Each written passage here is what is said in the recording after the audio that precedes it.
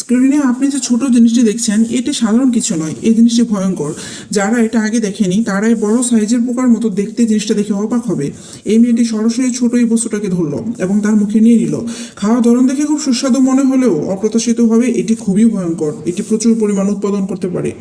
ভাগ্যক্রমে এটি অপরাজয় নয়, কারণ এমন একজন মেয়ে আছে যেটি ধ্বংস করতে পারে। মেয়েটি এই ছোট জিনিসটাকে ধরে এমনভাবে খাচ্ছিল মনে হচ্ছিল এটি খুবই সুস্বাদু। অপ্রত্যাশিতভাবে এই ছোট জিনিসটা একটি বিশাল সংকট সৃষ্টি করে। মেয়েটির স্কুলের অনেক সহপাঠীরা এটি দ্বারা আঘাতপ্রাপ্ত হয়েছিল।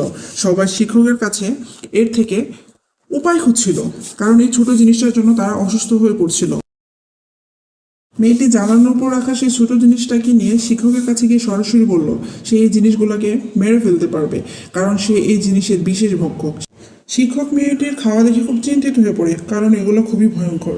অপ্রত্যাশিতভাবে মেয়েটি এই পোকার মতো জিনিসগুলো বেশি খাওয়ার জন্য সে দুর্বল হয়ে পড়ে।